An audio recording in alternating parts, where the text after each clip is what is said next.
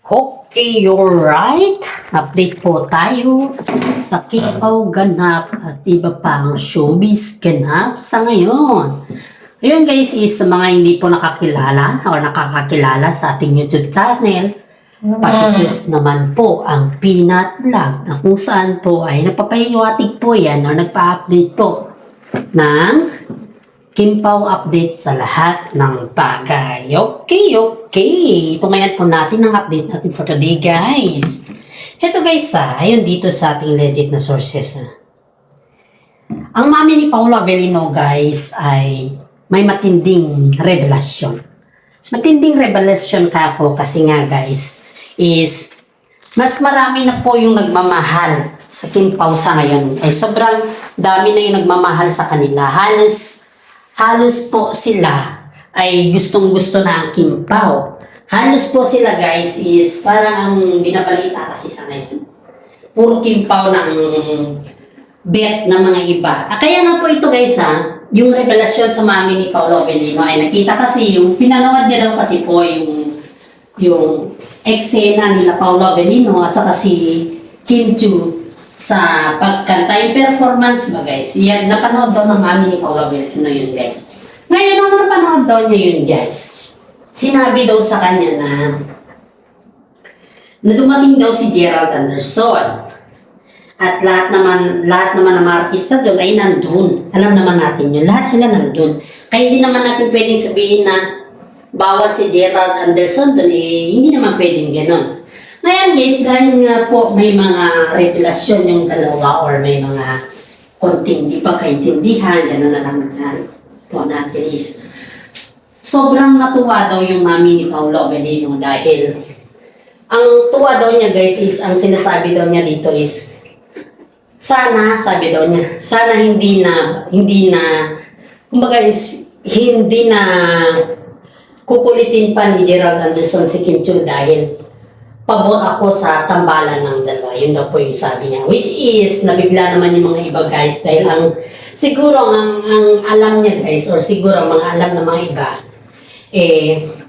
itong si mami ni Paolo Avellino, ay magsasabi ng pangit ba o sa side ni Gerald Anderson. Kaso nga lang, sabi daw niya, wala naman siyang sinabi na pangit, pero ang sabi lang daw niya is, sana daw, hindi na daw kukulitin ni Gerald Anderson yung dalawa dahil nananahimik na daw sila at napakaganda na daw yung karir niya. Pati pa yung mami ni Paolo Avellino, guys, nagsasabi ng ganyan na kay Gerald Anderson. At kitang-kita natin kung ano yung sinasabi nito na progressive line, di ba? Halos dito, guys, nakikita mo yung yung kahinatnan o yung kagandahan sa dalawang ito dahil yung progressive line nila is kitang-kita mo na very supportive yung mga nanay at tatay nila. Yung mga parents ba? Mga relatives. Kaya nga po sabi ng legit na sources natin is natuwa daw sila sa mami ni Paolo Avellino dahil pati pala siya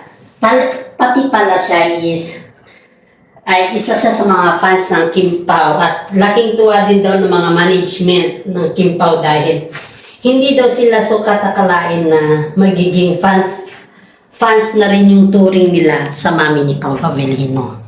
And at the same time, guys, isipin natin to sobrang supportive talaga yung mami ni Paolo Avellino sa kanilang dalawa.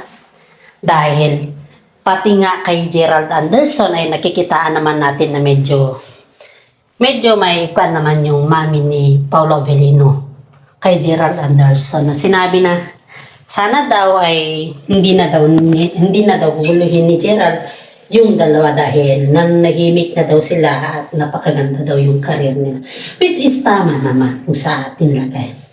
Tama naman yun, guys. Kasi nga po, sa akin din guys, ito bilang isang fans or bilang isang content creator, guys, mas gugustuhin ko na lang po na maging kaibigan or magkaibigan sila Gerald Anderson at saka si Paolo Avellino dahil ang pagiging kaibigan or ang pag sila ay maging kaibigan ay mawawala yung issue sa kanila ba kundi kung baga ba is matatanggal Yun yung number one dito na gusto natin alamin guys, na yung issue sa kanila kasi ay hindi naman basta-basta yan. Yan po ay, para sa atin, yan po ay isa sa mga tao na hindi naman natin pwedeng sabihin na, uy, wag kang makipagrelasyon dyan kasi pangit ang ugali. Hindi naman tayo pwedeng magsabi ng gano'n. Saka mas lalong hindi natin pwedeng pagsabihan sila Gerald Anderson at saka si Paulo na masyado kayong high kay Kim Chiu. Hindi naman pwedeng gano'n. Ang pwede lang naman natin i-advise sa kanila guys is yung sinasabi natin na sana naman is wag humantong ba? Sana naman is wag humantong sa salitang suntukan. Dahil may mga actor at actress kasi or may mga actor kasi na nagsusuntukan dahil sa actress eh. Yun yung, para sa akin na yun yung ayaw natin marinig. Or yun yung, kumbaga is, yun yung hindi natin sana maririnig sa kanila. Or wala sana tayong maririnig na ganun na eksena sa kanila. Kasi isipin natin guys na andito tayo para magtrabaho. At andito tayo para hindi magsuntukan. Yan po yung palagi natin isa sa alang-alang dapat. Na andito tayo para magtrabaho sa ating at para magkaroon tayo ng pera ba. Hindi yung para magsuntukan. Yan kasi yung guys, ito kasi yung pinaka dito. Kumbaga is yung ano tawag dito na? Yung highlight ba dito? Yung highlight kasi dito guys is pumunta kasi si Gerald Anderson.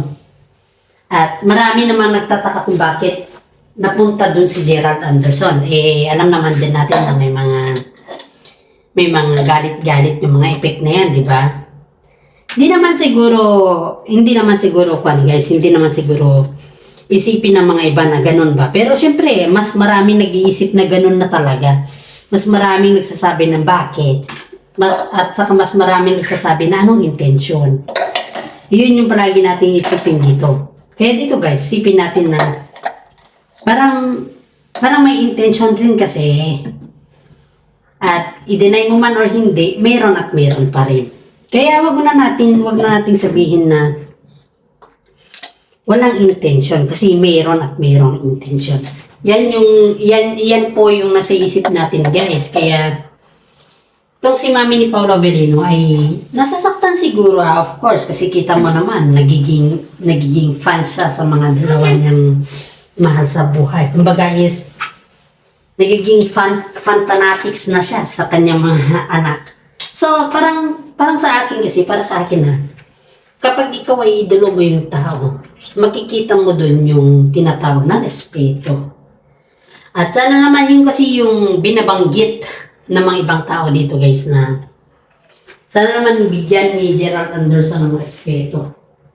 Respeto yung dalawa dahil ang pagiging marespeto naman sa kapwa mong artista hindi yan nakakabawas sa kagwapuhan, di ba? Saka hindi rin yan nakakabawas kung ano man yung kahinatnan ng mga yan po ay respeto sa kanila. Kung sakaling si Gerald Anderson po ay manatiling mabait sa showbiz, ay siyempre, pag mabait guys, mas maraming humahanga sa'yo. Hindi lang humahanga guys, kundi mas marami din nagmamahal sa'yo. Yan kasi yung parang got to believe in magic nga na sabi ba. Yan yung salita ng taga-showbiz na kung saan po ay pag ikaw po ay mabait sa kapwa, mas maraming blessing po yung darating sa'yo. Yan po yung mga sabi-sabi dito. At which is totoo naman. Kaya nga po, tignan mo na lang sila Kim Pao at saka si Paolo Avellino at saka si Kim Chiu. Sobrang bait po nila. Tignan mo naman yung mga project nila. Halos sanda kamak-mak at halos hindi na po sila nakakagalaw. Diba? Kita mo dyan guys. Kahit sino guys, kahit sino, believe it. Kahit sino, pag ganun yung taktika guys, kitang-kita mo yung tinatawag natin na humbleness nila. Ay, hopefully nga, yun nga yung sabi nila dito kay Gerald Anderson na hopefully nga is hindi naman mapupunta sa wala yung pinaghirapan sana ni Gerald Anderson. Kung sakali man guys na magkaroon ng konting diferensya. Kasi ayaw naman ng mga iba guys na may diferensya yung dalawa. Sabi nga ni mama ni Paulo Avellino na ayaw niya na magkaroon ng diferensya. At ang gusto niya, yung anak niya is okay lang sila sa isa't isa. Yun yung maganda dito guys. Kasi yung nanay ni Paulo Avellino is talagang nag-trending. Saka hindi lang trending, kundi kaya is sobrang bait sa kanilang dalawa. Kaya tayo dito guys is balanse. Sana nga. Ito guys ito yung pinakamasarap dito pakinggan. Yung nanay ni Paulo Avellino guys is nagkakaroon na din ng sariling, kumbaga is, yung sariling yung sariling comment din niya sa kinalalagyan ng dalawa. Kumbaga is yung may sarili na din siyang comment, may sarili na din siyang reaction. Ganon kasi ang iniisip niya kasi ito guys. Kung ano yung kahihinatnan. Kung ano yung magiging word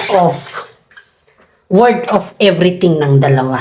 Kasi ayaw niya ng gulo guys eh. Kahit naman siguro tayo ayaw din natin ng gulo. Kaya sabi nito is sana pag may mga time na gusto ni Gerald Anderson na makausap si Kim Chiu ay dapat hindi yung itataon niya sa mga bagay-bagay na alam niyang sisikat na yung dalawa.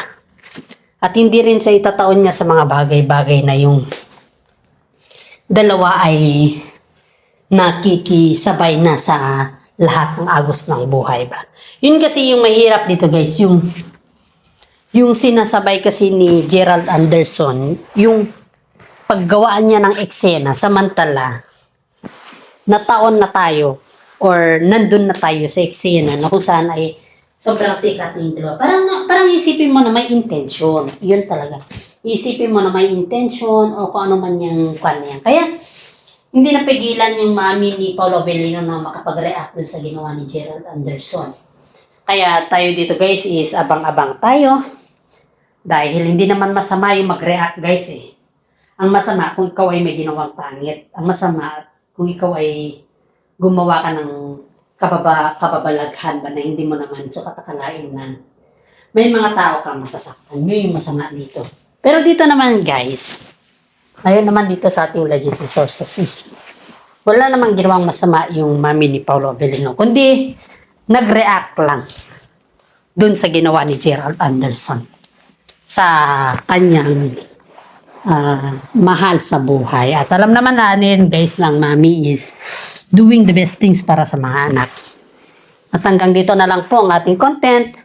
Sana naman nagustuhan ninyo at alam kong gigil na gigil kayo sa ating content. Maraming salamat guys.